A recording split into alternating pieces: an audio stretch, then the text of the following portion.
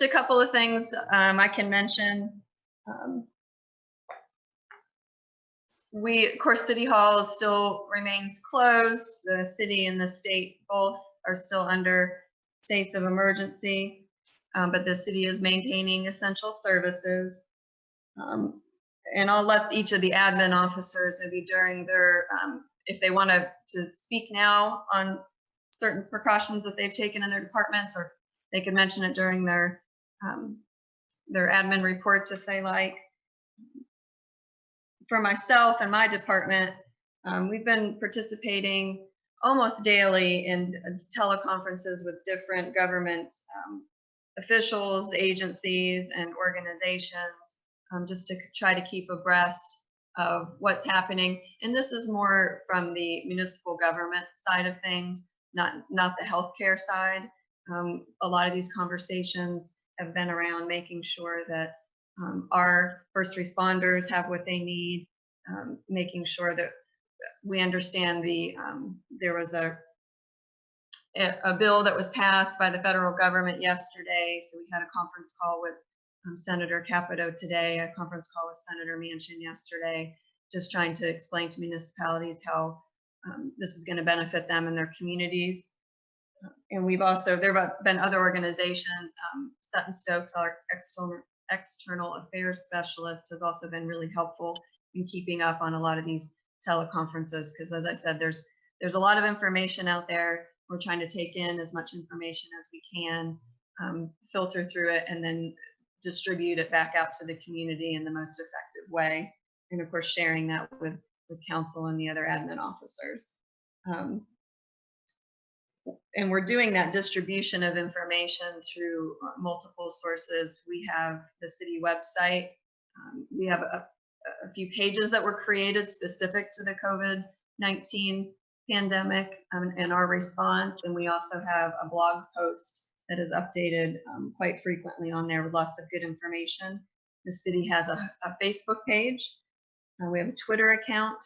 And then Sutton has also worked really closely with Madeline Humphrey of Elkins Main Street and the Chamber of Commerce. And within a very, very short period of time, they developed a website, randolphtogether.com, that has a ton of information, just community resources, and also ways for both organizations and people to reach out and express needs they may have, and other people and organizations reach out and express how they're able to help. So if you haven't looked at that website yet, I would strongly encourage you to do that. It's a lot of really, really good information on there.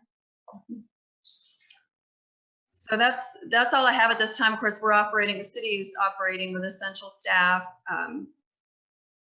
Very few people here at City Hall, and we are keeping our distance and taking all precautions and following all the recommendations. And I think maybe now, if that's okay with you, Mayor, if the admin officers want to add anything just on this particular topic, now be a good time. Yes, that's fine with me. Okay. Mr. Pingley, is there anything you want to add? No, I just want to emphasize the point that you brought up earlier, Jessica, is that all city services are continuing. Garbage pickup is on its regular schedule. We keep the water plant operating and the wastewater plant operating. So there are some the essential chores are getting done. The critical tasks are getting done. There may be some non-critical tasks that we can't get to right now. We'll get to those when time permits. One of the things that we've had several questions about, is spring cleanup. We had tentatively scheduled that for the 2 weeks after Easter, but with current conditions, we're just going to have to wait a while and see how conditions develop between now and then. So we'll let everybody know what the plan is for that a little further down the road.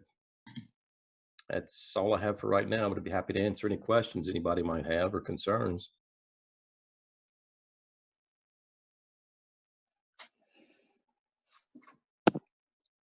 Right. Thank you, Bob. Tracy, would you like to add anything from the Treasurer's Department?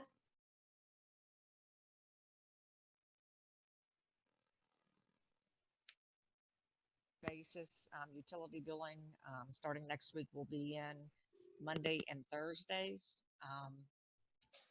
Probably not 8 hours a day. We're looking at more about 6 hours a day. The accounts payable clerk, she's in twice a week.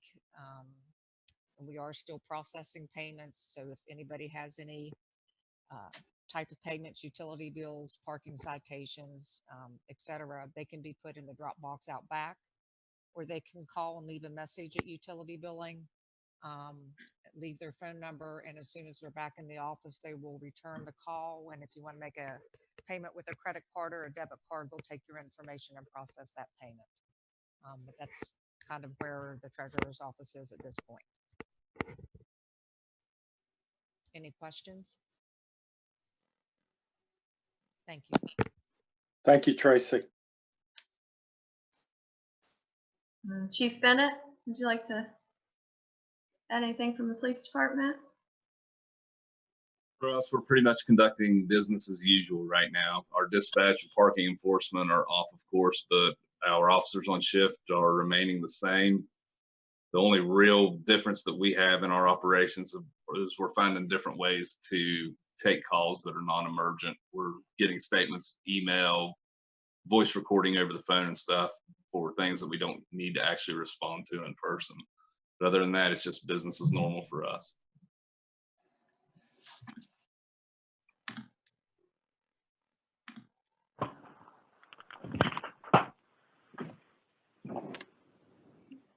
Chief Meter, anything you'd like to add from the fire department?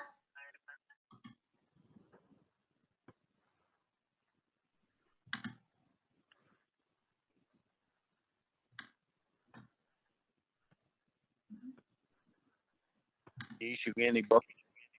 Oh, Chief Bravo Meter, issue any. Yeah. can you start hear me? again? You were on mute. Go Okay. ahead. Okay. Yeah. We're still operating as normal schedule, 2-man on a shift. The building's still locked down, but if they actually need us, we got doorbells. They can ring the doorbells and we'll come to the door. Also, we're going to quit issuing burning permits right this point in time until further notice, due to the fact for, they don't really need to burn right now. Other than that, everything's running as normal.